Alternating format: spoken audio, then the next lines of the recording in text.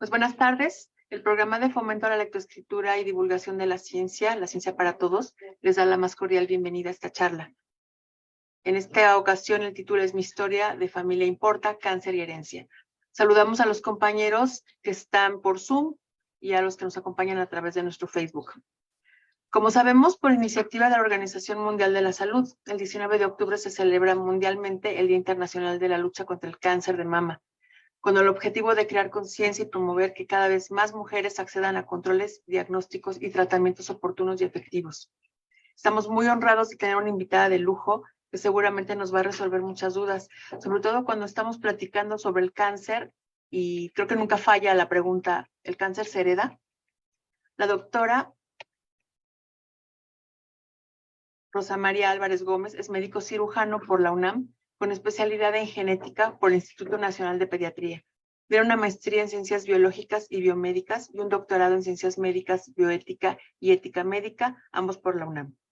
Sus estudios han tenido impacto en el diagnóstico y tratamiento pronóstico de las personas con cáncer hereditario en México y con hallazgos clave para mejorar la calidad de vida en los pacientes y sus familias. Su incansable trabajo en el Instituto Nacional de Cancerología, el INCAN, fue determinante para fundar y dirigir desde el 2013 el Programa Institucional de Cáncer Hereditario.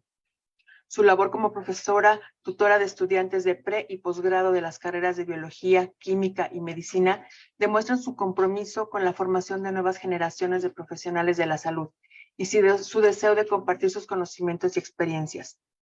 Por su liderazgo y dedicación, ha sido galardonada con el Premio de Investigación Clínica en la 24 edición del Premio Nacional de Investigación FUNSalud 2013.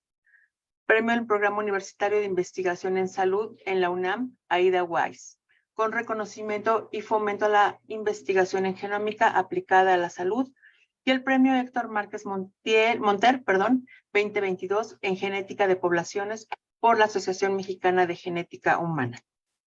Pues es un honor, le agradecemos mucho y le escuchamos, doctora. Agradezco mucho la consideración para tenerme el día de hoy en esta oportunidad de llegar a tantos oídos, a tantas mentes, y yo espero, y será pues el objetivo de los siguientes minutos, crear también dudas. Y como comentaban, pues el reto no solo es contestarlas, sino que estas dudas pues sean el preámbulo de buscar más respuestas, no solo a través de una voz, que en este caso tengo el privilegio de yo emitirla, sino también a todas estas herramientas que tenemos hoy en día a nuestro alrededor.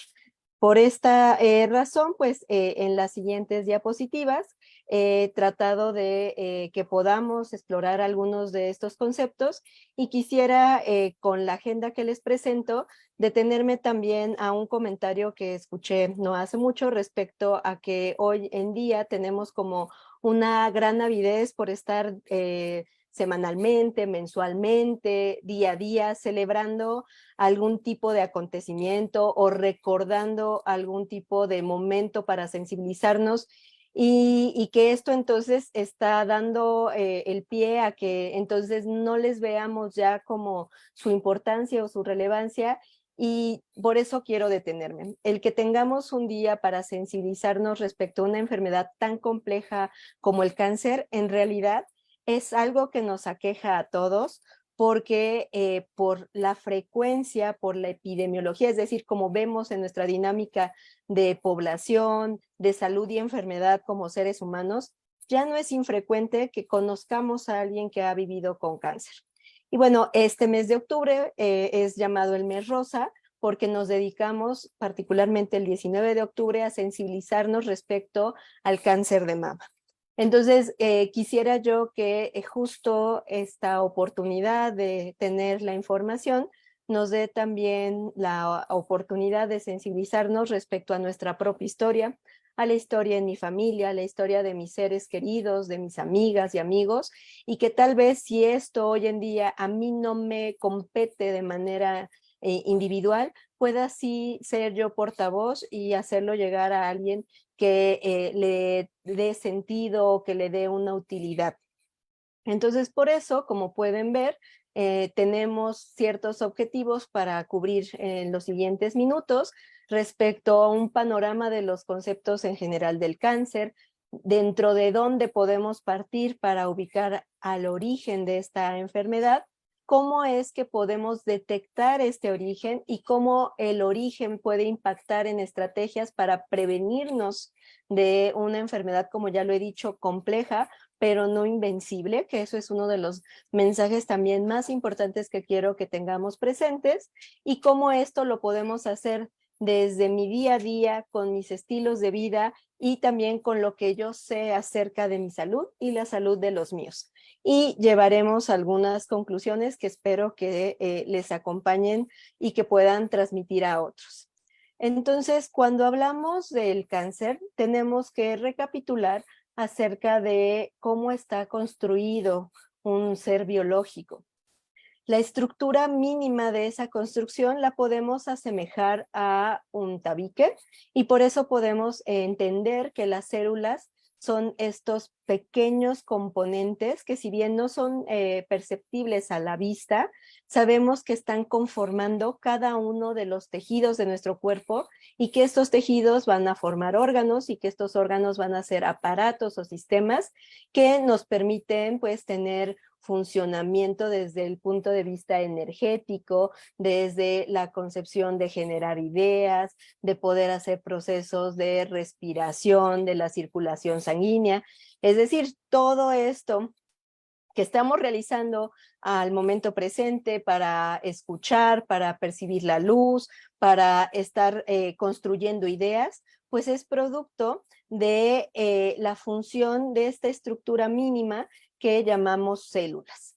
Entonces, por eso es que es muy común para mí asemejarlo a los tabiques que construyen este edificio, y como hoy pues conocemos, los edificios son cada vez más complejos, inteligentes, podemos programar cuando queremos que tengamos la visión por las persianas o si queremos que se prenda el aire acondicionado. Imagínense, así es como podemos de ser en complejidad los seres vivos. Entonces, ¿cómo es que todo esto ocurre? Todo esto reside a través de un lenguaje que conocemos como información genética. En la estructura de esa célula hay un organelo que llamamos núcleo, y en ese núcleo tiene como una de sus funciones el contener, el guardar esta información que al final del día lo podemos también comparar con letras.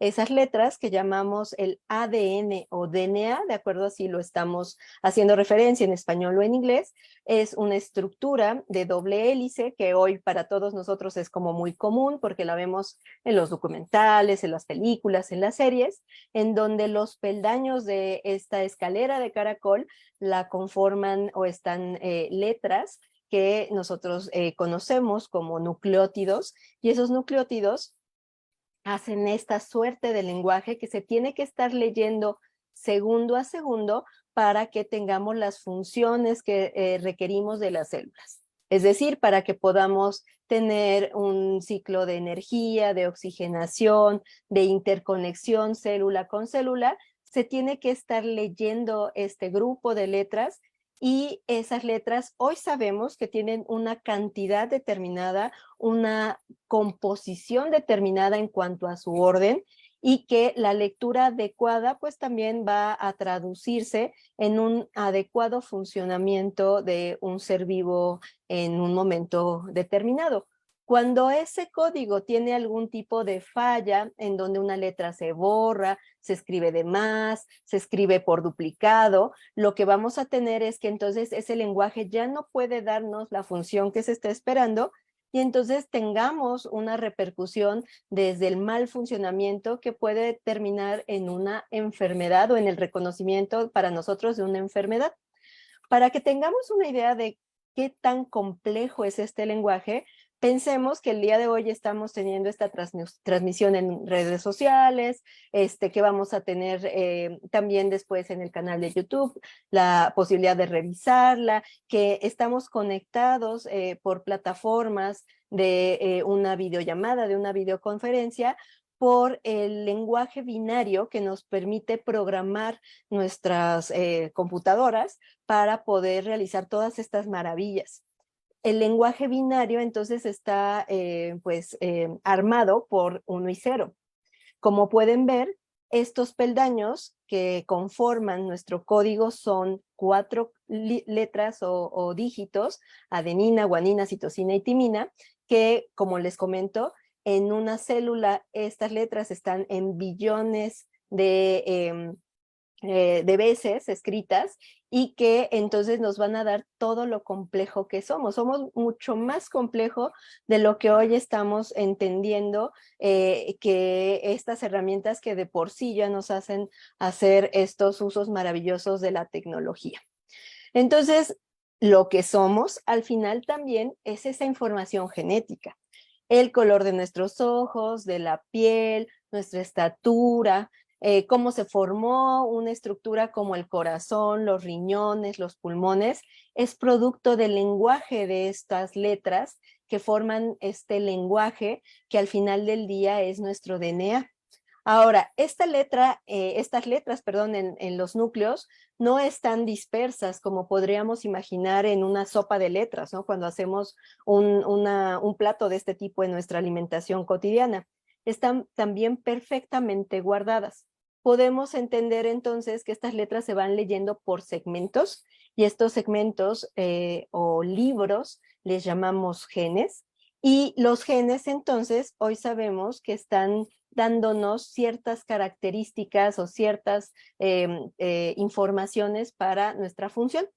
Entonces, la información genética en su organización se puede asemejar a cómo estaría organizada una biblioteca. En esta diapositiva yo les comparto una de las bibliotecas que más me gustan, que es la Biblioteca Palafoxiana en el estado de Puebla. Si tienen alguna vez la posibilidad de visitarla o si ya la conocen, pues sabrán que es un placer recorrer por sus pasillos. Y entonces imaginen que si ustedes tuvieran hoy la posibilidad de entrar a alguno de los núcleos de sus células, lo que estarían observando es una biblioteca inmensa donde podemos observar, como en esta diapositiva, libros casi de piso a techo y que están bien organizados. Hoy en día ya no es tan común que si uno requiere hacer algún tipo de investigación, pues vaya físicamente a una biblioteca. Tenemos pues toda esta posibilidad de acceder al internet y a los recursos que nos da la informática para hacernos de la información. Pero si recordamos o si les comparto cómo funcionan las bibliotecas, es con mucha organización. Cada librero, cada estante, cada libro está perfectamente identificado y así también está nuestro DNA, nuestros genes. Si entráramos a ese núcleo, como les pedí que se imaginaran, si cierran un momento sus ojos, estarían frente a 46 grandes libreros y esos 46 libreros, como les he mencionado, estarían tapizados de libros. Si los contáramos, en total tendríamos 20,000 libros. Y si pudiéramos acercarnos y tomar de los estantes algunos de estos libros, lo que encontraríamos es esta cantidad de letras A, G, C, T, repetidas en orden que para nosotros a lo mejor a simple vista no es evidente, pero lo tienen. Y que proyectos como el genoma humano nos permite ya reconocer cuál es esa cantidad de letras y en qué orden, y que si lo tomamos entonces uno de los libros que tiene que ver con cómo se forma la retina en los ojos, pues podríamos entonces producir ese tejido para el funcionamiento de la visión. Entonces, todo lo que somos, todo lo que hacemos, está contenida en esta gran biblioteca que es nuestro DNA. Les mencioné que tenemos 46 libreros. ¿De dónde vinieron esos libreros?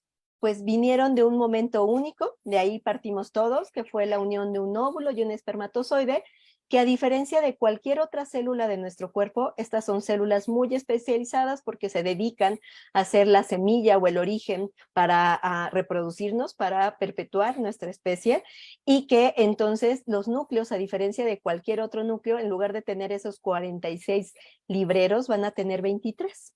Entonces, 23 de esos libreros los obtuvimos del óvulo de mamá y 23 de esos libreros los obtuvimos del espermatozoide de papá. Se unieron, hicieron esta magia que es el inicio de la vida, se mezclaron, cada mezcla es única, Por eso, aunque tengamos hermanas y hermanos que vengan de la misma mamá, del mismo papá, como cada mezcla es única, pues sabemos que con ellos vamos a compartir ciertos caracteres, vamos a parecernos, el color de ojos, de cabello, la estatura, pero no somos idénticos. Inclusive estos gemelos que llamamos monocigotos, nosotros sabemos que hay diferencias también, a pesar de que la información pareciera la misma, hay ciertas diferencias de cómo se lee esa información, cómo se leen esos genes, esos libros dentro de los cromosomas. Pero bueno, ese es otro tema. En este momento para mí es importante que tengan presente que por eso tenemos en total 46 cromosomas, porque 23 vinieron de la unión del óvulo y 23 de la unión del espermatozoide. En esta imagen que ustedes pueden observar, lo que estamos, estamos visualizando es un estudio de cariotipo. Es un estudio en donde por medio de pues, técnicas de biología celular podemos observar al microscopio estos cromosomas, estos libreros donde en cada una de estas líneas muy delgadas, blancas, grises, oscuras, es donde están ubicados estos genes. Entonces, de esta forma no podemos leer las letras ni podemos observar, ¿no? Como tal los genes, pero sabemos que en estas líneas allí están concentrados los mismos. Entonces, esto nos permite ya de una manera grande, digamos, macro, observar cómo está organizada la información genética. Y en el caso de los seres humanos que tenemos estos 46 cromosomas, el tener un cromosoma de más o un cromosoma de menos, como ya les comentaba, se puede traducir en una enfermedad, como es el caso que amablemente, pues para este ejemplo, me proporcionó la doctora Sandra Ramos del Laboratorio de Citogenética del Nacional de Pediatría, donde si nos abocamos al número 21, a la pareja que debería de estar en el número 21, vamos a observar que no hay 2, sino 3 cromosomas. Y entonces, esta es la condición que conocemos como trisomía 21 o síndrome de Down. Es decir, los pacientes, las personas que tienen un cromosoma adicional en el par 21, al tener entonces, como pueden observar, mucha información genética adicional, eso conlleva pues ciertas variaciones en cómo van a estar construidos, cómo sus células van a estar comportándose, que nos dan pues tanto las características físicas que son propias de las personas con síndrome de Down, como pues algunas también cuestiones de su funcionamiento, de su fisiología, que les conllevan pues riesgos para la salud como malformaciones cardíacas, malformaciones a nivel neurológica, que conllevan una discapacidad intelectual, y que el conocer este origen pues nos permite también entender cómo podemos traducir esta información de más o de menos, cómo repercute en nuestra salud humana. Una vez dicho esto, entonces, ¿a dónde quiero llevarlos? Quiero llevarlos a comprender cómo es que ocurre entonces un fenómeno de cáncer. Ya dijimos que las células funcionan debido a la lectura de esta información genética. Seguramente ustedes han visto ciertos o escuchado o documentado que de pronto en el mundo hay eventos sociales en donde dentro de una misma población, dentro de un mismo país, hay de pronto una rebelión donde un grupo de personas empiezan a no querer seguir las reglas que todos acordaron, por ejemplo, pagar impuestos o conducirse en la calle con respeto hacia los demás, tan sencillo como en los semáforos adoptar este lenguaje que nos da el semáforo de verde, amarillo, rojo, y empiezan entonces a decir que no van a seguir esas reglas y que quieren hacer sus propias reglas. Yo les pongo este ejemplo porque de cierta forma podemos entender al cáncer como una rebelión de esta naturaleza, como una guerra civil. De pronto, una célula empieza a acumular daños en esa información genética que le permite pues hacer la lectura para saber cómo comportarse, cómo producir energía, cuándo morir, cuándo hacer células hijas. Y entonces esta información, al ya no estar de manera estable, lleva a esa célula a portarse de manera rebelde. ¿Qué es lo que ocurre? Una célula ya con esta rebeldía, con esta falta de querer seguir las reglas del organismo, pues tarde o temprano termina por reproducirse, por replicarse y hacer entonces células hijas, pero ¿qué creen? Estas células hijas ya no van a ser células hijas normales, van a ser células hijas rebeldes como ella.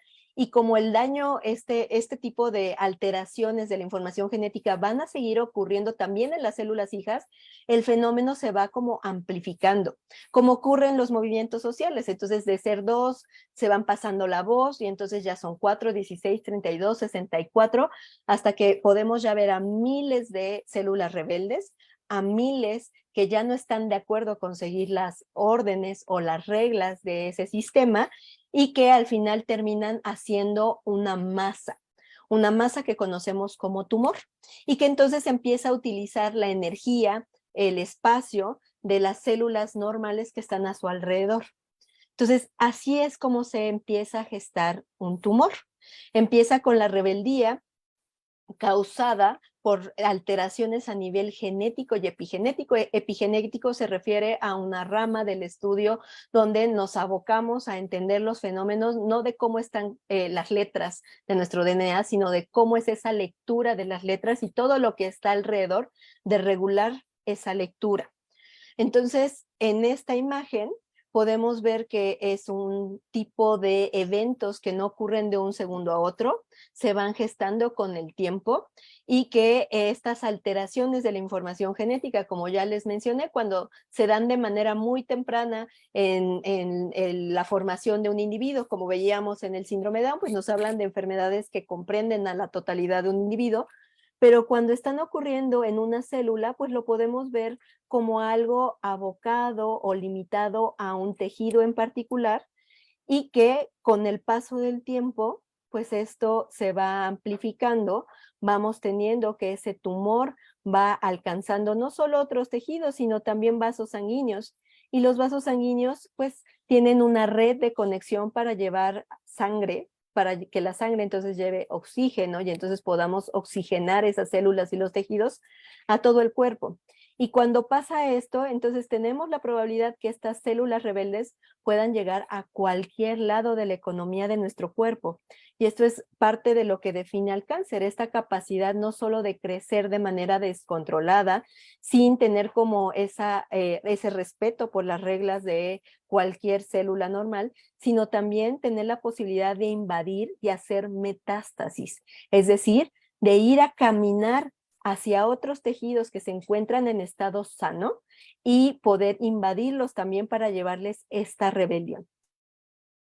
Entonces, una vez que ya tenemos en el panorama cómo estamos construidos, cómo en general funcionamos y cómo podemos disfuncionar con una enfermedad como tal, como el cáncer, como es el cáncer, también les puedo ya compartir que entonces ha sido un esfuerzo de la humanidad ponerle nombre a las características que deben de tener estas células rebeldes. Y estas características son las que le dan identidad. Entonces, muchos estudiosos, es trabajo de diversos investigadores por los últimos 50 años, el hacer entonces este resumen que nos diga qué características debe de tener una célula cancerígena o cancerosa. Pueden ver que se les llama como hallmarks o estos datos fundamentales o cardinales del cáncer, y ya se los he mencionado brevemente: la resistencia a morir, la inestabilidad del DNA, y entonces que fácilmente puede mutar, el poder hacer vasos sanguíneos y llegar fácilmente también a estos vasos sanguíneos para que sean, imagínense, como sus montañas rusas para ir a colocarse a cualquier parte de nuestro cuerpo, la capacidad de hacer invasión y metástasis, el hecho de tener toda esta actividad así rápida de las células tumorales, pues lleva a un estado donde hay mucha inflamación. Generalmente nosotros decimos inflamación y nos imaginamos un golpe, ¿no? Nos golpeamos, se nos hace un moretón, y esto nos habla de una serie de sustancias, de una serie de eventos en nuestras células que están desencadenando activaciones de otros genes, de otras vías de funcionamiento de nuestras células que no son de manera normal, no aparecen de manera normal y que entonces pues también desregulan el metabolismo, las señales para que las células crezcan, eviten las señales donde les dicen no crezcas. Y algo muy interesante es que imagínense que las células tumorales, ahora como va a ser Día de Muertos y que a todos nos gusta, ¿no? Ponernos nuestros disfraces y ir a pedir calaverita, o en esta cuestión también cultural, Halloween, ¿no? Imagínense que las células tumorales dentro de sus características se ponen un disfraz y así evitan que el sistema inmune, nuestro sistema inmune, que es nuestro sistema de autodefensa, pueda reconocerlas como algo que ya está fuera de lo normal y entonces las pudiera eliminar. Y así no tuviéramos como la necesidad de pues enfrentar a un tumor que nos está creciendo en el hígado, en el colon o en la mama como una bola que entonces hay que pues tratar con una cirugía, con quimioterapia, con radioterapia. Nuestro sistema inmune tendría la capacidad de detectarlo, pero no lo hace porque las células tumorales dentro de sus características se ponen este disfraz. Entonces, se han ido describiendo más y más de estas características, como que influye también las bacterias, los virus que están alrededor de nuestras células para hacer un ambiente propicio para que crezcan este tipo de células tumorales. Hay células que se quedan como en pausa y que después pueden retomar su potencial de ser tumores. Entonces, todo este conocimiento es fundamental porque nos explica cómo es que se genera, cómo es que empezó esta guerra civil que yo les he mencionado, pero conocer el origen, perdón, o la causa nos lleva también a diseñar qué tipo de tratamiento puede ser más efectivo, cuándo darlo, en qué secuencia darlo. Entonces, el entender el origen de una enfermedad como esta no es algo trivial. ¿Qué es lo que hoy ya sabemos? Que el 90% de todas las veces que ocurre la formación de un tumor es un evento que llamamos esporádico y multifactorial. Quiero, por favor, que ustedes recuerden esto de multifactorial, como lo dice su voz, de muchos factores, está íntimamente ligado a nuestros estilos de vida. Entonces, por eso esta como repetición que les hacemos en todos lados de comer sano, hacer ejercicio, dormir bien, descansar, meditar, tiene que ver con nuestra salud, porque sabemos que la conjunción de todos estos factores conlleva a que puedan originar alteraciones genéticas y epigenéticas en nuestras células, que si ocurren en un momento determinado donde hay todas las condiciones dentro de estos muchos factores, pues den origen a esta rebelión de una célula, imaginemos por el mes en donde estamos, que sea en una célula de la mama, que entonces empiece todo este fenómeno de rebelión, de guerra civil, y tengamos como tal un tumor. Ojo, y muy importante, esto es algo esporádico, esto le podría pasar a cualquiera. Sí, va a influir mucho los estilos de vida, y esos estilos de vida dependen de nuestro día a día. Por eso la repetición de cuídate, come bien, haz ejercicio, ¿no? No es que como portavoces de la salud todos queramos aburrirlos con este tipo de información, es que tiene esta razón.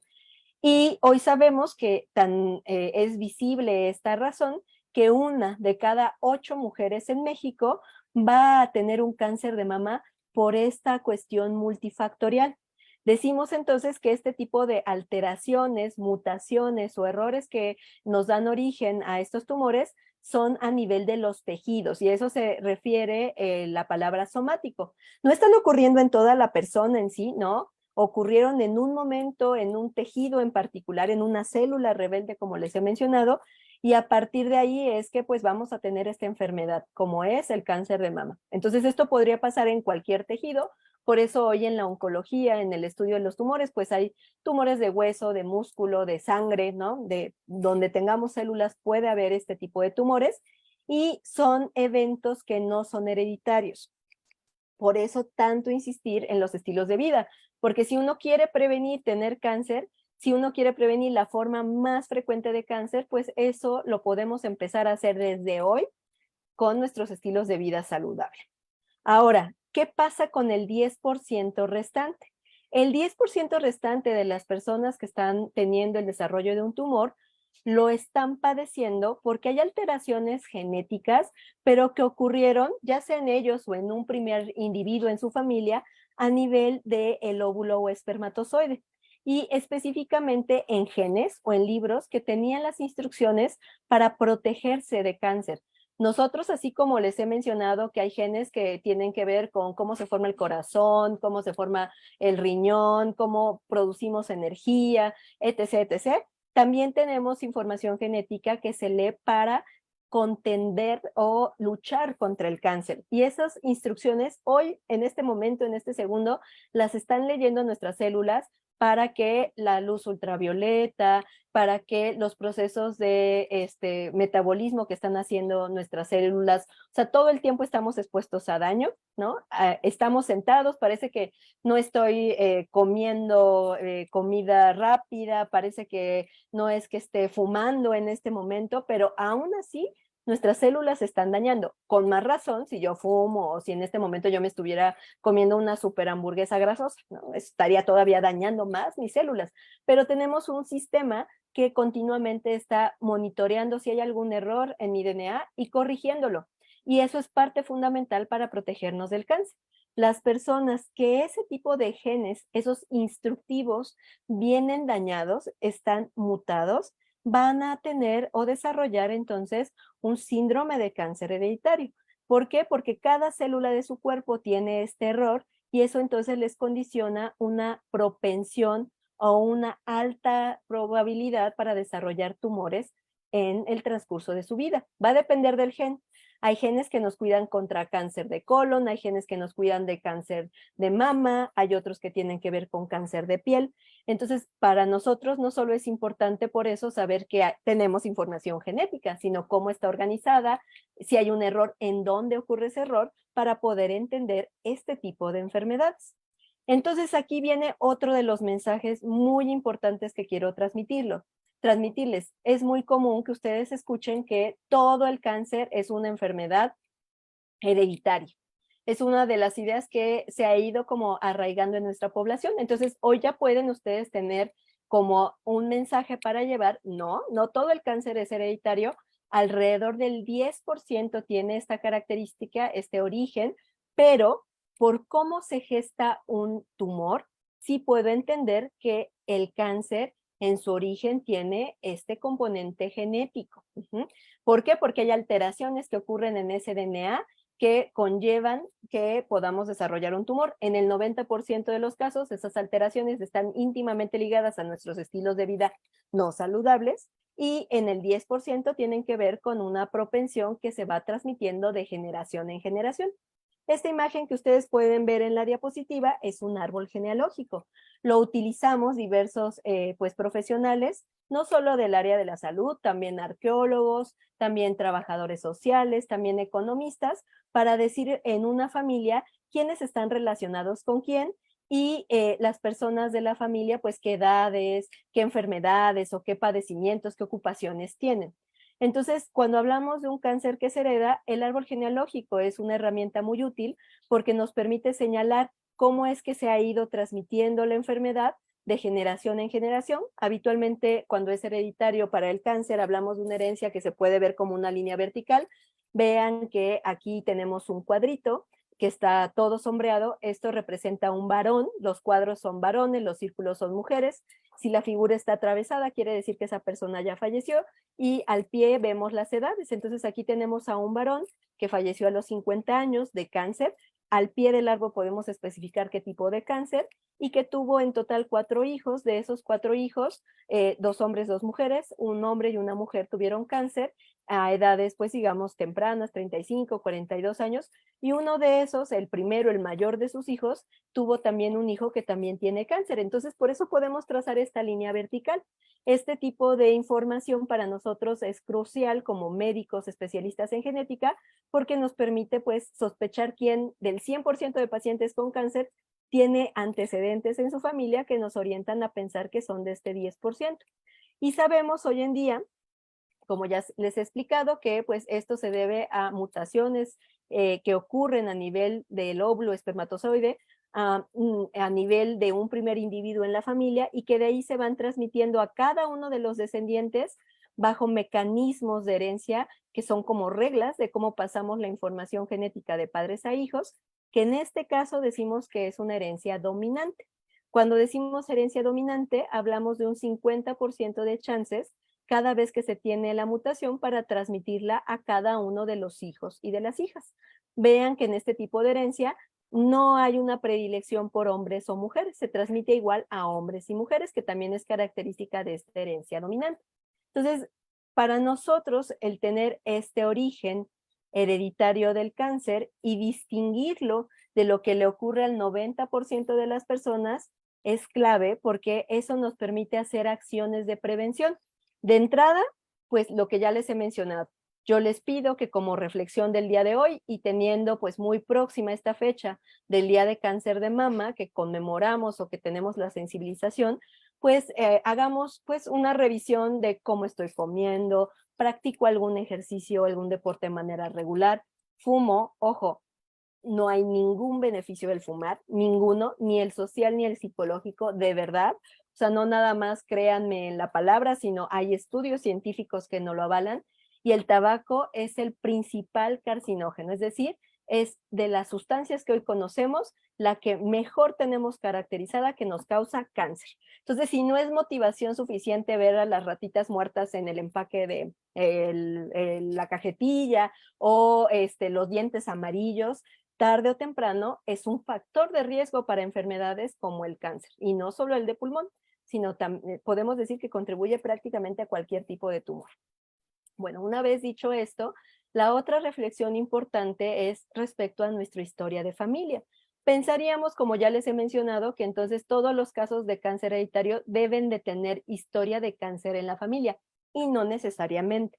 Nuestro trabajo para poder distinguir a las personas que tienen estos riesgos también va en conocer si alguien ya tuvo cáncer en la familia, pues cómo fue su enfermedad, a qué edad, de dónde viene esa persona, el origen étnico, porque hoy sabemos que hay ciertos grupos étnicos en donde vemos más frecuencia de cuestiones hereditarias. En nuestro país, pues tenemos comunidades indígenas que por las costumbres, que por la cuestión geográfica, muchas veces no tienen pues el chance de mezclarse con poblaciones muy grandes, y eso pues nos da la posibilidad de que veamos también este componente hereditario de manera pues sobresaliente.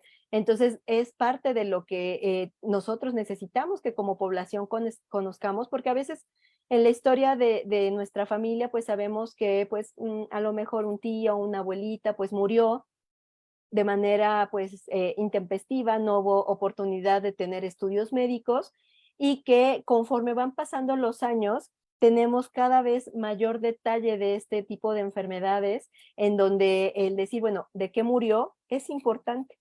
Si tuvo cáncer, ¿qué tipo de cáncer? ¿Cómo lo trataron? Todo eso nos va dando la pauta para poder distinguir quién podría ser de ese 90% y quién es de estos casos especiales en donde hablamos de herencia de cáncer.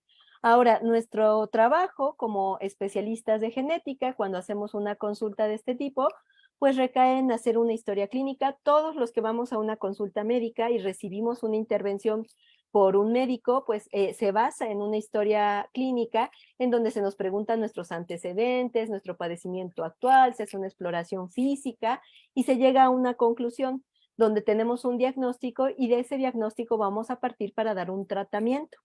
Para nosotros, cuando hablamos del origen del cáncer, nos es muy importante, pues, no solo la historia de la familia de la persona, sino también quienes ya tuvieron cáncer, pues saber qué tipo de cáncer, a qué edad. Generalmente el cáncer que se hereda se presenta de formas inusuales en personas más jóvenes, tumores raros, tumores que se presentan de manera nosotros decimos múltiple en un mismo individuo, más de un tumor primario, y siempre va a ser muy valioso. Por eso también otro mensaje para llevar es que cuando nos enfermamos es importante conservar los documentos donde hay estos como aspectos técnicos de nuestra enfermedad. ¿Por qué? En particular, cuando se habla de tumores, hay reportes de patología, reportes médicos que nos permiten distinguir qué tipo de tumor fue, y con eso nosotros saber si lo ligamos más a una cuestión de herencia o una cuestión multifactorial. Es muy común que cuando en la familia ha habido cáncer, pues todo el proceso psicológico de pues enfrentar la enfermedad a veces lleva a que estos documentos se tiren a la basura, se pierdan, y es muy valioso entonces no solo pues guardarlos, sino tenerlos ahí como documentos importantes para cuando se tiene algún tipo de duda al respecto, cómo pensar el origen de la enfermedad que estamos viendo en mi familia. Como ya les mencioné, el origen étnico, habitualmente sabemos que hay grupos, aparte de nuestras comunidades indígenas, como los judíos ashkenazí, como los menonitas, que por sus costumbres, por no tener la oportunidad de elegir una pareja en el común de la población, sino enfocarse a lo mejor en 50, 100 individuos, pues si hay algo hereditario, lo estamos viendo una y otra vez. Inclusive también el trabajo de investigación que hacemos en una institución como la que represento, el Nacional de Cancerología, nos ha permitido ver en México que hay ciertos fenómenos para el cáncer que se hereda que están siendo más frecuentes de lo que pensaríamos en un país tan grande y tan diverso como el de nosotros. Entonces, esto es también entonces importante de referir de dónde vengo, de dónde nacieron mis papás, mis abuelitos y demás. Las cuestiones ambientales, como ya les comenté, para ver qué tanto podemos discernir si esto influye en el riesgo que yo estoy presentando o no. Y cuando pues yo estoy eligiendo a mi pareja, ya se los mencioné también, en un grupo pequeñito que nos da que tengamos pues la posibilidad de elegir como pareja a alguien de mi familia, lo cual no es recomendado, ¿no? Tener como pareja a un primo, a un tío, porque pues con ellos comparto más información genética que con el resto de la población, y si hay una cuestión de una enfermedad, entonces que se está heredando, es más fácil que yo la vea si estoy procreando hijitos con estas personas de mi mismo núcleo familiar. Entonces, ¿para qué resulta importante distinguir quiénes son de este 10%? A veces pareciera que las minorías, pues es como lo menos relevante o lo que puede quedar para después. Y es algo que nosotros en estos últimos años hemos visto que el distinguir la diferencia, al contrario, nos da un poder que puede hacer vidas distintas. Y es lo que ocurre en el cáncer hereditario. Cuando yo distingo que hay esa persona que tiene una predisposición porque su origen del cáncer es la herencia, yo puedo entonces ir a leer su DNA para entender en qué parte de esos libros de la biblioteca hay un error, y dependiendo del libro que está alterado, yo puedo entonces saber cuál es el riesgo para desarrollar cáncer a lo largo de la vida, y con ello también entonces qué cuidados es candidato a tener esa persona antes de que se enferme, o inclusive tener ciertos cuidados para evitar que se enferme. Por el mes que nos lleva a este momento, pues uno de los ejemplos que yo les pongo en esta diapositiva tiene que ver con el tipo más frecuente de cáncer hereditario que hoy conocemos, que es el síndrome de cáncer de mama y ovario hereditario por alteraciones en dos genes que se llaman BRCA1 y BRCA2. Los nombres de los genes generalmente son así, cortitos, los ponemos en cursivas para distinguirlos, y habitualmente hacen referencia a la función o al motivo por el cual los descubrieron. En el caso de estos genes, tienen el nombre por cáncer de mama, que en inglés se dice breast cancer, que debido al estudio, al tener ya identificado a familias donde había mucho cáncer de mama, en el árbol genealógico que les mostré, imaginemos que hay una abuelita, una mamá, una hija y una nieta con cáncer de mama. Esa línea vertical me hace pensar que entonces hay esta probabilidad de que se esté transmitiendo como herencia este riesgo para tener cáncer de mama. Entonces, en los años de los 90, bajo este tipo de sospechas, se unió, ¿no? Se conjuntaron las familias con estas historias, se leyó su biblioteca y se encontró en el año 91 al gen BRCA1 como el que tenía mutaciones o errores para un grupo de estas familias, y un año después, en otro grupo de familias, se encontró al gen BRCA2. Desde ese entonces son los genes más estudiados en el mundo, y son los más estudiados porque cuando una persona tiene alguno de estos genes mutados, en su vida va a tener el 10% de probabilidades de desarrollar cáncer de mama. El 80% de riesgo implica que esto es muy diferente a lo que veríamos en la población en general, que pues como les mencionaba, cualquier mujer que no tiene esta explicación hereditaria tiene un 10% de chances de desarrollar un tumor de mama en la vida. Y ese 10% es tan importante que por eso es el tumor número 1 que hoy nos toca vivir en México y en el mundo. Por eso necesitamos sensibilizarnos, por eso necesitamos visibilizarlo, perdón, y tener presente que aparte de lo que ya les mencioné de los estilos de vida saludable, las mujeres es muy importante que nos autoexploremos, que tengamos la visita a nuestro médico, ginecólogo, ginecóloga para una revisión clínica de las mamas, y esto empezarlo a hacer desde la adolescencia, es decir, si quienes nos escuchan ya tuvieron su primera menstruación en las mujeres a los 14, 15, 16 años, ya hay que empezar a autoexplorarnos, ya hay que empezar a ir al ginecólogo y a partir de los 40 años, todas las mujeres empezar a hacer un estudio de rayos X que se llama mastografía, que nos permite identificar tumores, aun cuando todavía no los podamos palpar con la exploración médica o con la autoexploración. Entonces, esta es la razón. Hay una diferencia bien importante en las probabilidades de que ocurra un tumor si yo soy parte de la población en general o si yo formo parte de este grupo en donde mi riesgo es tan alto como el 80% de chances para hacer un tumor de mama. Y bueno, hay riesgo para otros órganos, como el 40% de riesgo para cáncer de ovario o el riesgo de cáncer de próstata, que también nos da estos genes. Ahora, ¿qué se hace cuando uno tiene este riesgo?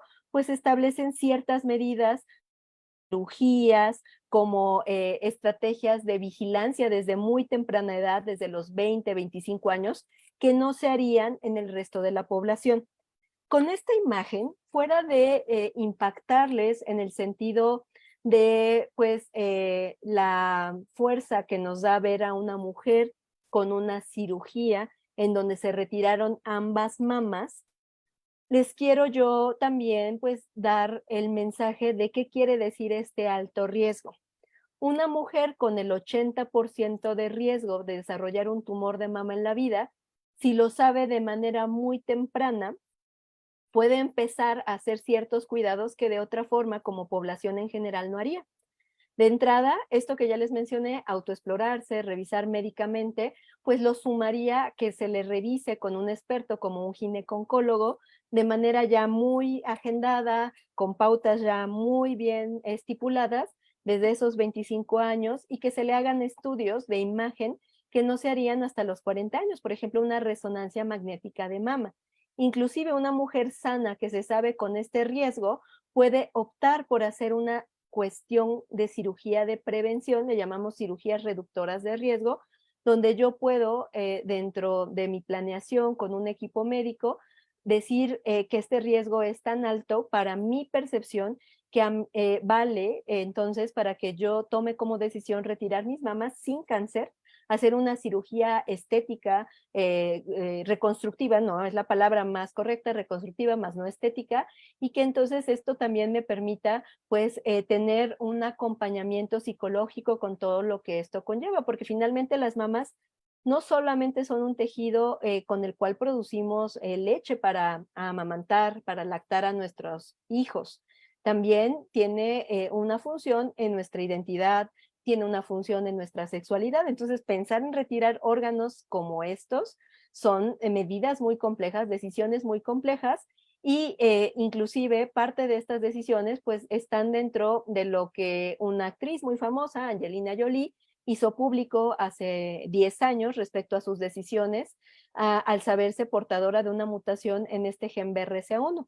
En esta imagen que fue galardonada por el diario El País hace un par de años para la fotoperiodista mexicana Saskia Gutiérrez, ella tuvo esta misión de fotografiar a la paciente Sandra Monroy. Ella, como ustedes pueden observar, es una mujer sumamente joven que enfrentó al cáncer de mama y que además de tener este diagnóstico, pues por la edad, por sus antecedentes, por todo lo que ya les comenté, pues le tuvo también esta cuestión de enfrentar una enfermedad hereditaria que le llevó a tomar la decisión de una cirugía de reducción de riesgo contralateral, es decir, para la otra mama que no había desarrollado un tumor, pero como una estrategia de prevención. La imagen también nos da este mensaje de la familia, porque vean que además de lo que pues nosotros conocemos en nuestras casas, ¿no? Que es el apoyo, es ese cariño, es ese lugar seguro al donde podemos regresar, pues también está ahí rodeada de este apoyo al momento de enfrentar no solo un diagnóstico como el cáncer, sino también esta cuestión del origen hereditario, como lo podemos ver con las mujeres de su familia. Entonces, aquí muchas veces cuando hablamos del origen del cáncer, nosotros vemos que también conlleva una cuestión de culpa, de encontrar, si pensamos en el origen, quién es el culpable de mi enfermedad. Y es muy importante entonces hacer notar que aquí estamos hablando de cuestiones de la naturaleza, que no podemos hoy en día elegir qué le vamos a transmitir o qué no le vamos a transmitir a nuestros hijos, pero que el conocimiento de esta información nos dé el poder para tomar decisiones y que esas decisiones pueden no solo adelantarse pues el cuidado de nuestra salud y a hacer planes que muy complejos, muy fuertes, pues a veces, como lo pueden ver, impactantes, también pueden ir con mensajes para los que vienen en esa línea genealógica abajo de nosotros, ¿no? En nuestros hijos, en nuestros nietos, y que entonces puede hacer que las historias en las familias no se repitan. Entonces, ya he hablado de las cirugías de reducción de riesgo, también hay ciertas estrategias que llamamos de quimioprevención, en donde hay algunos fármacos que ayudan a disminuir estos riesgos desde el punto de vista de herencia, obviamente de manera personalizada, caso por caso, dependiendo de la edad, del el manejo que se le tenga que dar a una persona en particular, nos permiten, pues si ya sabemos que yo soy de un riesgo diferente, pues tener una vigilancia diferente, eso le llamamos seguimiento estrecho, y nos permiten una familia, como lo estamos viendo en esta mujer, pues que si ella ya tiene hijos, tiene hermanas y hermanos, lo que le está pasando a ella pueda también influir en detectar quién hoy tiene ese riesgo y quién hoy sano puede tomar entonces estrategias de cuidado, de prevención que eviten llegar a ese momento. Nosotros, como médicos especialistas en genética, entonces lo que usamos para poder tener este tipo de conclusiones de si alguien tiene el riesgo o no, es estudios de DNA, como ya lo vieron, nos vamos a utilizar esa lectura de ese código, de ese lenguaje, y que son estudios que hoy en día todavía son estudios que consideramos sofisticados. Conforme van pasando los años, cada vez son más accesibles, cada vez esperamos que sean más reales para el manejo de los pacientes. Hoy en día, pues en nuestro país están todavía limitados a hospitales grandes, institutos nacionales como en el que me encuentro yo o algunos otros de otras instancias de salud, y que conllevan que no nada más es como ir a un laboratorio y querer saber cómo está mi glucosa. Por el tipo de información, pues conllevan toda esta estrategia de valoración médica, de construcción de historia clínica con un árbol genealógico para obtener la información que se necesita para hacer medidas de prevención y de detección al resto de las familias. Con esto quiero pues cerrar esta participación y este momento en el que me siento honrada de poder participar y poder pues llevar algunos mensajes y que bueno, de manera cercana quisiera que lo llevaran a casa, que lo llevaran a otros, pues no sé, salones, grupos en donde tal vez no han podido tener el momento de escuchar para pues hacer esto como copiarle un poco al cáncer en estos mecanismos de amplificación, de metástasis, de invasión, pero con esta información que nos da poder. Entonces, uno de ellos es que el cáncer se explica por estas alteraciones genéticas y epigenéticas que ya he hecho referencia. Imaginemos otra vez la guerra civil y este cuadro que les ponía yo de hace un par de siglos que nos daba como testimonio de este tipo de movimientos sociales.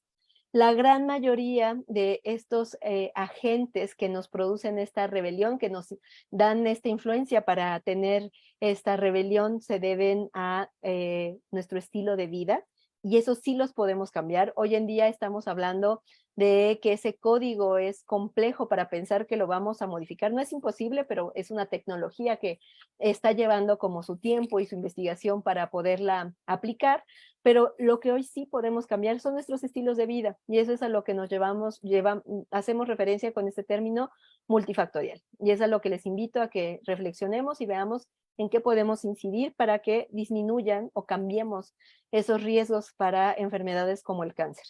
El 10% de todo el cáncer tiene que ver con la herencia, ¿sí? Entonces, es un grupo de personas, de pacientes que podemos distinguir tanto por el tipo de tumores, porque son personas que no esperaríamos el cáncer en ese momento. Por ejemplo, una mujer con cáncer de mama a los 20 años no es lo esperado, en la población lo esperamos después de los 40, 50 años. Entonces, son ese tipo de datos que nos permiten orientarnos hacia este grupo de explicación hereditaria y que el identificarlo con las herramientas, con los especialistas, con el análisis de la información genética que amerite, es una oportunidad única porque nos dan acciones de prevención que son muy efectivas, son muy grandes, complejas. Ya vimos la parte quirúrgica, que es siempre lo que a veces permite como darnos la mayor relevancia de estas acciones. Y entonces, por ello es muy importante que para saber quién está en este grupo, en este momento, podamos, en lo que hoy puedo reflexionar, el conocer mi historia de salud y el conocer mi historia de familia. Entonces, el tener un acercamiento con los tíos, los primos, los abuelos, las abuelas, de cómo es la historia de mi familia, de qué nos hemos enfermado, cómo ocurrieron esas enfermedades, resulta importante para la salud en este momento, pues para tener presente este grupo de cáncer hereditario, pero también para tener presente otro grupo de enfermedades que también aquejan nuestra salud como mexicanos, como es la hipertensión, como es la diabetes, y que podamos entonces incidir tanto en acciones colectivas en la familia, de vamos a cambiar cómo estamos comiendo, a ejercitarnos más, y también si hay algún tipo de padecimiento que se está transmitiendo de generación en generación, que lo podamos distinguir, que podamos ir a las instancias de salud donde se nos pueda hacer un diagnóstico inclusive de este tipo molecular, y entonces este conocimiento reditúe en prevención y reditúe en acciones que de otra forma no tendría yo el poder de conocer. Muchas gracias por su atención. Muchísimas gracias, doctora, por una charla clara y didáctica que nos deja como moraleja que más vale prevenir que lamentar. Y pues no nos queda otro camino que indagar en nuestra historia familiar. Nos tiene a todos pegados en la pantalla, sintiendo con la cabeza todas sus recomendaciones. Muchísimas gracias. Pasamos rápidamente, porque ya el tiempo apremia, a las preguntas del público. Muchas gracias, doctora Álvarez Gómez. Muchísimas gracias por esta increíble charla.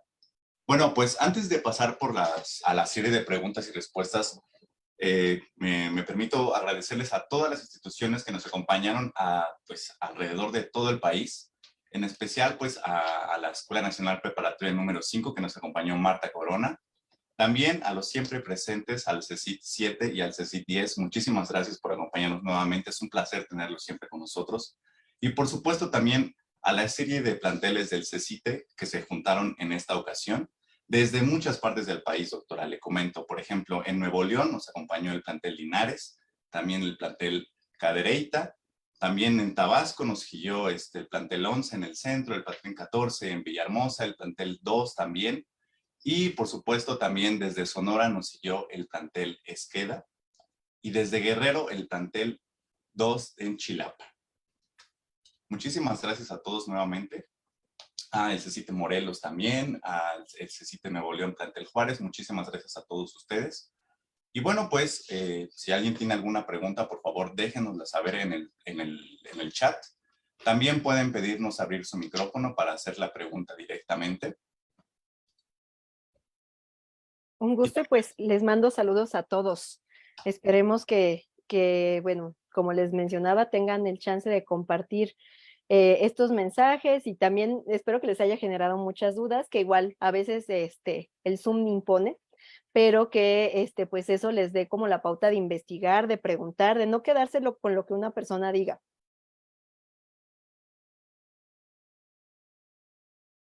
Bueno, Antonio, por favor, ¿les podrías abrir el micrófono al CECIT 10 para que puedan comenzar con las preguntas, por favor? sé si yo también lo puedo hacer.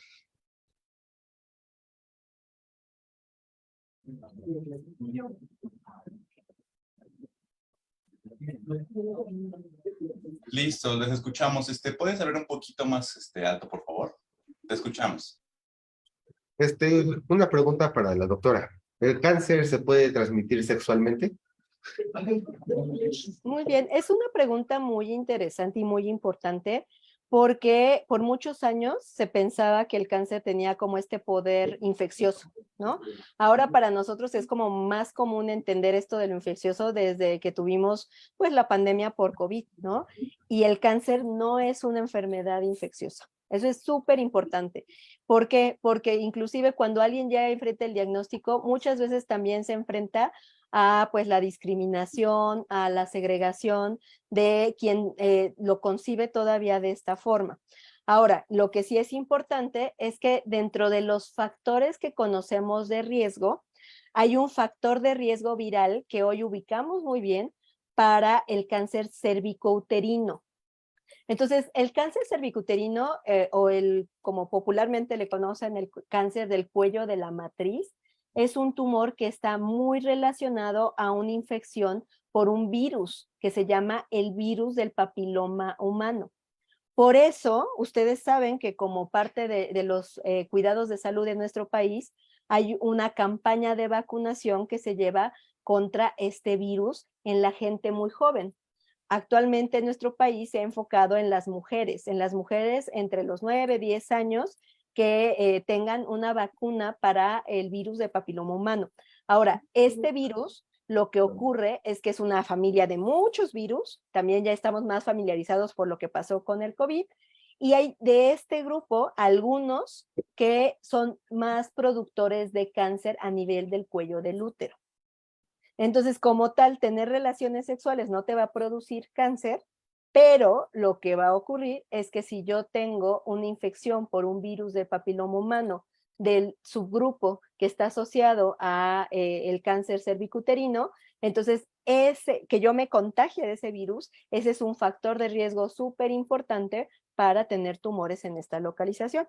Entonces, y bueno, y para los varones, pues también se ha reportado que esto pues nos da riesgo de cáncer menos frecuente, ¿no? Para las mujeres es donde hemos visto mayor el riesgo, pero también a nivel de pene, también a nivel de cavidad oral para el sexo oral y todo esto, ¿no? O el sexo anal. Entonces, como tal, es importante por eso que tengamos el conocimiento bien digerido, ¿no? Que no nos quedemos con nada más así porque pareciera, pues sí, virus de papiloma humano y cáncer, pues sí. Entonces, las relaciones sexuales, cáncer. Y vean que tiene toda una lógica de cómo llegamos a los mensajes respecto a este tema. Muchas gracias. ¿No? ¿De qué? Muy importante tu pregunta. Hola, buenas tardes. Mi duda es, en caso de tener cáncer hereditario, ¿hay alguna forma de evitarlo de forma natural sin la necesidad de un tratamiento? Muchas gracias por la pregunta o sea, lo que a mí me parece vital es este poder de la palabra. Porque si bien yo no te puedo decir, sí, entonces vas a entrar a una cirugía de DNA y entonces te van a corregir, o si comes, no sé, granadas por los antioxidantes, eso te va a modificar tu DNA. Eso hoy en día no existe. Pero yo lo que te podría decir, como acoplando esto de natural, es la información. La información es algo que en teoría no, pues es un fármaco, no es una cirugía, pero esa información te permite tomar decisiones. Y esas decisiones van a hacer que te cuides de manera distinta y que entonces vayas con un plan de vida que te lleve a que si ocurre el cáncer no sea de una manera avanzada, ya donde haya pocas estrategias de tratamiento y en cambio hoy en día lo que quienes como médicos estamos ante pacientes, nuestro objetivo idóneo es evitar que ocurra y cuando esto no es posible, pues que los pacientes lleguen cuando la enfermedad es muy temprana. cuando el tumor es muy pequeño y entonces las opciones de tratamiento van a ser muy efectivas y van a ser pues lo menos en cuanto a afección de síntomas, de efectos secundarios de los medicamentos, de los tratamientos se pueda. Entonces, como tal que yo te pueda decir, sí, si haces 25 burpees ahorita y tienes cáncer hereditario, ya se te va a corregir el gen, no va a pasar.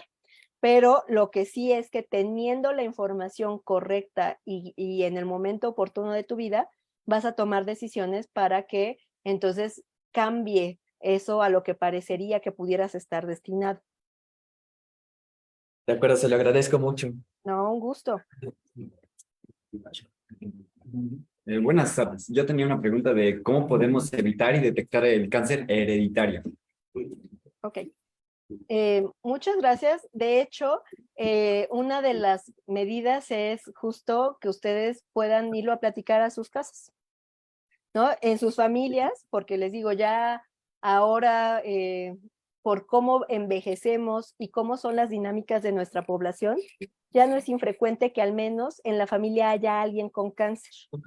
Entonces es ir a platicar, hoy escuché esto, ¿no? Hoy me documenté respecto a este tema y ver si en mi familia tuviéramos alguno de estos, imagínense como ahora nos gusta decir, ¿no? Banderas rojas, para saber si yo puedo ser de este tipo de familias o si yo soy del 90% de las familias en donde nos ha tocado que alguien en la familia tenga cáncer, pero fue por una cuestión de muchos factores y no hay un riesgo hereditario.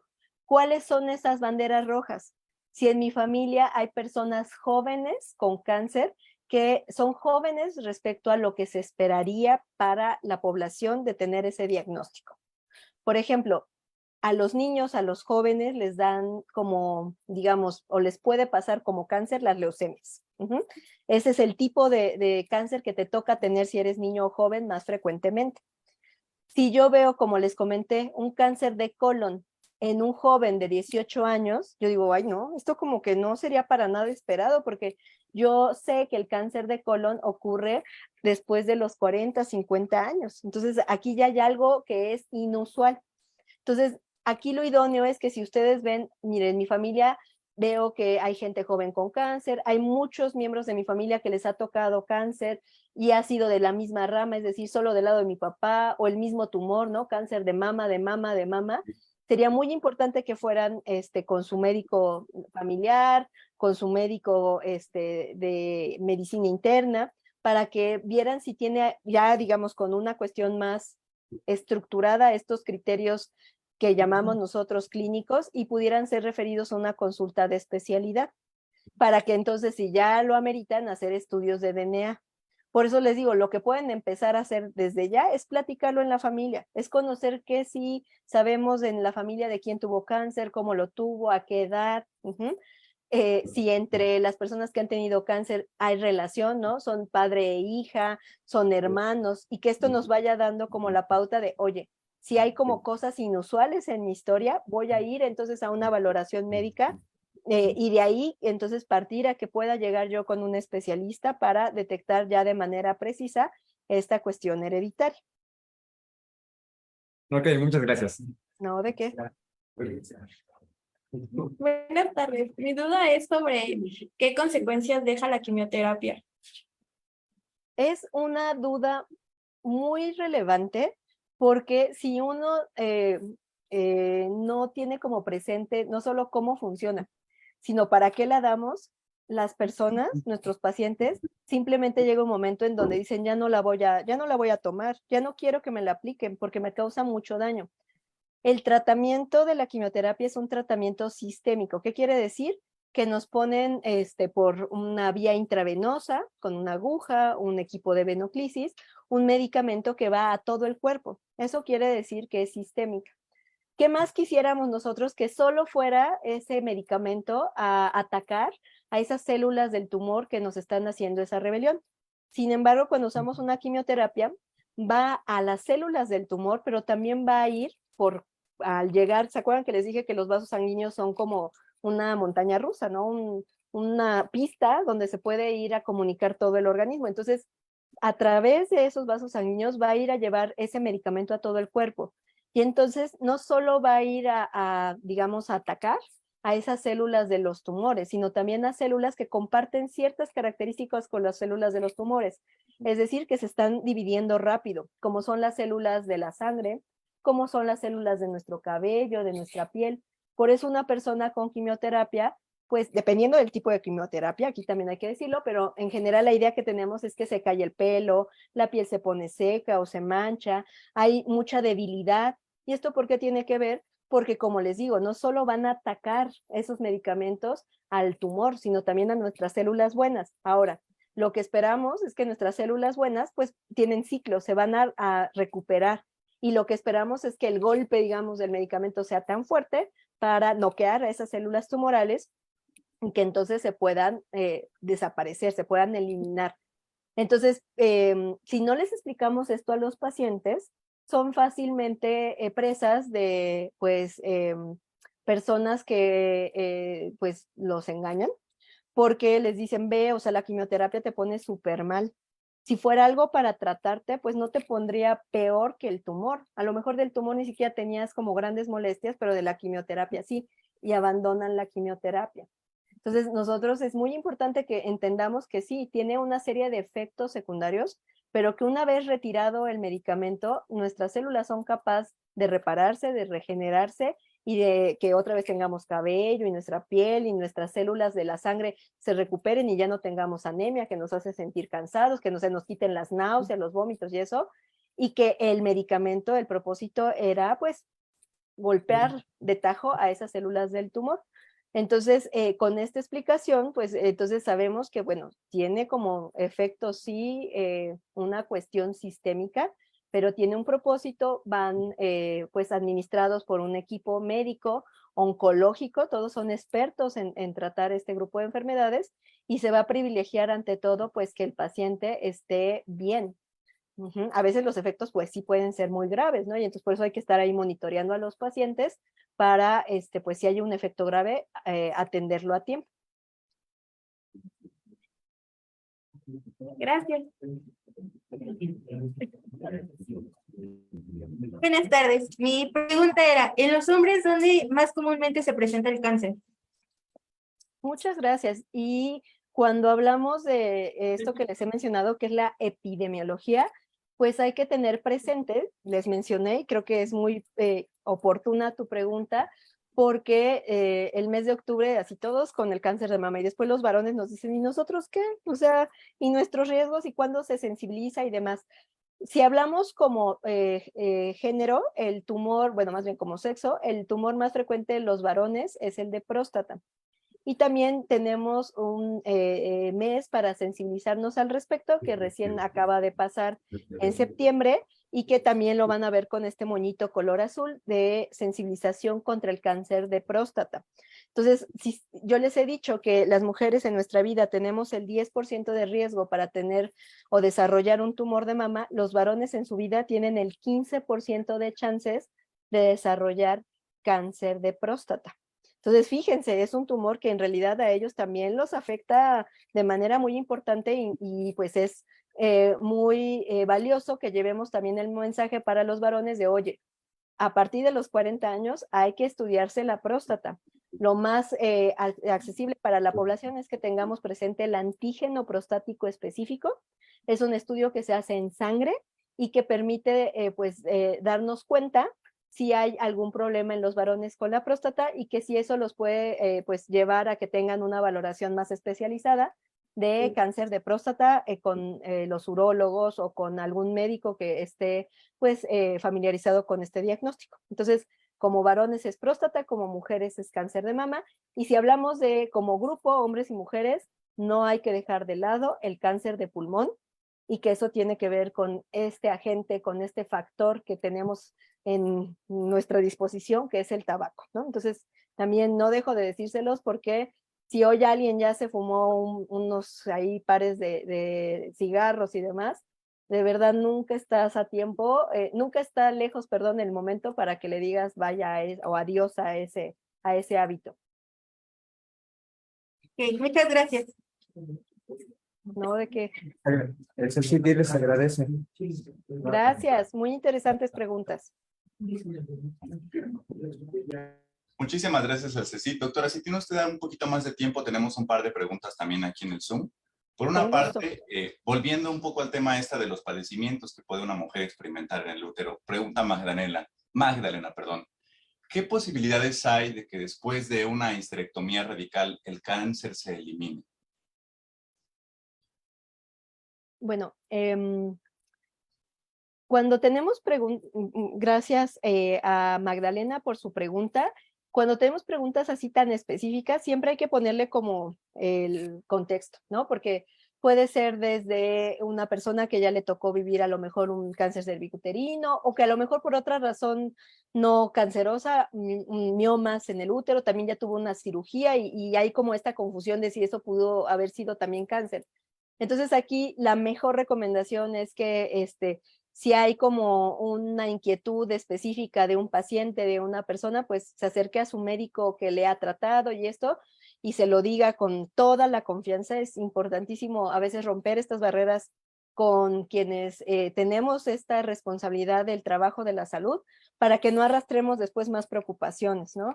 Pero bueno, en el sentido de una cirugía como tratamiento del cáncer, hoy sabemos que el cáncer, al ser una enfermedad compleja, no se trata con una sola acción. Por eso hablamos de que una persona, cuando se trata de cáncer, pues necesita un diagnóstico, una valoración por un equipo, nosotros le llamamos multidisciplinario, para elegir los mejores tratamientos. Hay veces que dependiendo del diagnóstico, del tipo de tumor, nosotros le llamamos etapa clínica, es decir, el momento que encontramos con el diagnóstico al paciente, puede que una cirugía sea todo el tratamiento que le planteemos a ese paciente, pero no es para todos los casos. Hay veces que un paciente que aparentemente tiene las mismas características va a requerir, aparte de la cirugía, quimioterapia, radioterapia, un medicamento oral que van a necesitar tomar por 5 o 10 años. Cada caso es único. Entonces, por eso es que sería muy complicado que yo pudiera individualizar con esta duda. Y le vuelvo a repetir, ¿no? El cáncer como enfermedad compleja necesita un diagnóstico lo más preciso posible y que esté como en un equipo de médicos que tomen las decisiones de acuerdo a las características de ese tumor para decidir cuál es el grupo de tratamientos y el orden de tratamientos que mejor le van a dar como seguridad de manejo del tumor y que no se puede como generalizar. Ahora, hoy entendemos más el cáncer como una enfermedad que se controla a pensar que es como un todo y nada, ¿no? Tienes cáncer, te hago una cirugía y se te quita. No, hoy entendemos, como les expliqué, como las células de los tumores, pues tienen muchas características que las hacen únicas, entonces que inclusive puede haber células que se quedan como ahí medio golpeadas por los tratamientos, pero con algo de como chispa y que pueden entonces a lo largo de los años tener pues como reactivación y darnos recurrencias. Entonces por eso hoy entendemos mejor el cáncer como algo que se controla. Y por eso también es muy importante concebir al cáncer como una enfermedad, no como una sentencia de muerte, ¿no? Porque estaba muy arraigado el cáncer igual a, bueno, ya no hay ni para dónde, muerte. Y no, hoy sabemos que es una enfermedad con una gran cantidad de opciones de tratamiento, dependen mucho del diagnóstico, de ponerle como esas especificaciones de dónde vino el tumor, cómo se hizo todo, y eso nos va a llevar a cada vez mejores tratamientos y que como paciente uno esté lo mejor posible. Como muy bien decía la pregunta, o sea, las quimioterapias tienen también esta como sombra de, son tratamientos muy agresivos. ¿Por qué? Pues porque tienen una lógica de cómo funcionan y tienen un propósito y tienen un día de inicio y un día de terminación.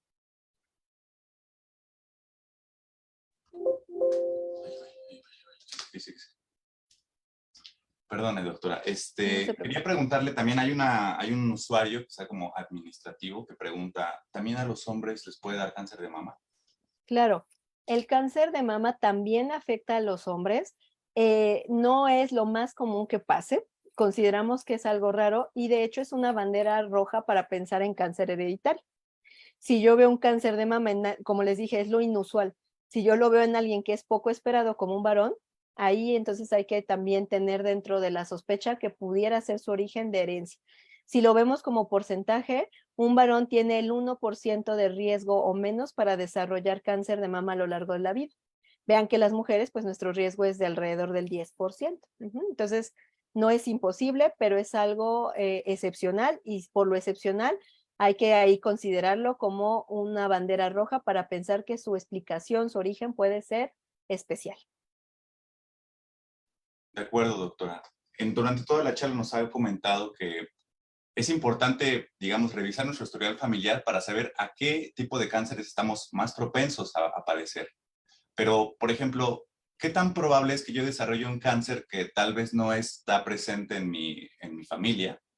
Si tengo ciertos hábitos, ¿qué tan probable es esto? Como les comentaba, el 90% de las veces que vemos a alguien con cáncer, sabemos que su explicación de esa enfermedad es multifactorial. Entonces, ahí está como la importancia de, pues, el día a día de cada uno de nosotros. Entonces, como seres vivos, todos podemos desarrollar cualquier tipo de tumor. Ya conocemos hoy en día como los riesgos basales, los riesgos como de la población a los que todos estamos expuestos. Entonces, de entrada, si a mí me toca, y voy a utilizar esta palabra, me toca tener algún tipo de tumor, ¿no? Cáncer de mama, yo sé que de entrada, ¿no? Me puede explicar, lo más probable es que mi explicación sea porque estoy dentro de la población humana y que yo sé que el 90% de las veces tiene que ver con muchos factores. Esos factores, por ejemplo, para el cáncer de mama es 1, ser mujer, 2, mi edad, 3, si estoy con peso de más, sobrepeso, obesidad, si hago actividad física o no la hago, mi tipo de dieta, sobre todo dietas que son poco balanceadas, altas en grasa, son las que más me dan este factor de riesgo. Entonces, algo que es así fundamental es que a cualquiera de nosotros nos puede pasar, a cualquiera. Y la mayor parte de las veces va a ser por el riesgo que tenemos como humanos, el por qué lo desarrollamos.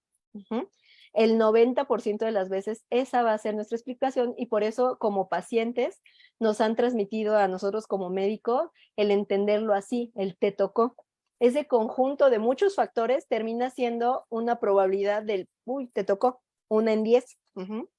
Ahora, los casos excepcionales es este grupo de personas que, como bien dice, ¿no? Si ya no hay como esa historia de familia, si no soy como súper joven para el tumor, si no es un tipo de tumor súper raro, bueno, entonces soy del 90% que me tocó. Si por el contrario, si tengo alguno de estos indicadores, estas banderitas rojas, ahí yo puedo ser especial, y entonces necesito que se me canalice a un hospital especializado en cáncer, porque mi riesgo entonces sí puede ser especial, puedo estar predispuesto a desarrollar tumores por una cuestión hereditaria. De acuerdo, doctora. Como todos sabemos, uno de los factores de riesgo más importantes es que seamos fumadores, sobre todo para el cáncer de pulmón y demás, incluso de garganta y de boca. Pero, bueno, recientemente se han estado utilizando unas cosas que se llaman vapeadores, que no es precisamente, pues eso, el cigarro convencional, pero ese tipo de aparatos también pueden producirnos cáncer. Sí. La evidencia que se está formando es para decirnos en qué magnitud, en qué grado de exposición, y van a ser obviamente también la evidencia científica comparándolo con lo que ya conocemos bien, que es el tabaco. Pero la respuesta concreta es sí, y necesitaremos, porque como bien lo dice, es reciente y sobre todo es una práctica que está muy, muy, muy en boga, arraigada en gente joven. Entonces, porque pareciera que no nos da como más riesgo y se ve chic y está como así, te da como en su momento también lo ha sido el tabaco, ¿no? Te da un estatus. Entonces, el punto es que causa daño, sí. Los efectos a la salud, obviamente, y como lo han comercializado, es que no es igual el efecto y el riesgo que el tabaco, pero tiene consecuencias. Necesitamos como toda la investigación científica para que se vea el tamaño de esas consecuencias y que se compare con el tabaco, pero causa daño a la salud, sí, es también uno de los factores que vamos a poner como factor para la formación de tumores también, y pues será cuestión de los siguientes años de ver como el tamaño, la magnitud, y pues que se hagan también todas las medidas que tienen que ver con lo que llamamos salud pública para pues concientizarnos como población de su uso y su manejo, sobre todo por lo que les comento que ahora pues se está usando en menores de edad, mucha gente joven, y pues con este tipo de moda. Doctora, ya nos había mencionado algún tipo de estudio para detectar cierto tipo de cáncer. Ernestina Delgadillo Monroy pregunta, ¿cuál es el tipo de estudio a través del cual se detecta el cáncer en los huesos? Ok, bueno, otra vez es una pregunta como muy específica y no quisiera como quedarme en una información que no va al caso, ¿no? De donde surgió la duda, pero creo que aquí valdría la pena decir que no hay un estudio universal para detectar el cáncer, que dependiendo de dónde yo tenga un signo o un síntoma, van a hacerse los estudios necesarios hasta llegar a una conclusión, y que la conclusión se obtiene con un estudio que llamamos biopsia, ¿no? Donde se toma una muestra de ese tejido donde creció el tumor para analizarla bajo el microscopio y ponerle como nombre y apellido a ese tumor. Entonces, cuando yo sospecho que hay un tumor en hueso, pues tengo que ir a hacer estudios de ese tejido que pueden empezar desde una radiografía, dependiendo si yo detecto que aquí en algún miembro pélvico, torácico, hay una masa, pues desde el inicio, ¿no? Con una radiografía, si lo requiero con un ultrasonido, si lo requiero con una tomografía. No es fácil por eso generalizar. Si yo sospecho que hay enfermedad de un tumor que se hizo ya enfermedad metastásica a los huesos, pues utilizaré un gamagrama óseo o algún otro estudio de medicina nuclear para evidenciar esa enfermedad. Pero les digo, es como una pregunta, así es como un poco para mí riesgoso llegar a una generalización, porque más bien podría tenerse debido a una duda, ¿no? De una persona, de un padecimiento, que pues recomendaría que pues acudiera con su médico oncólogo y que pues le expresara esta inquietud.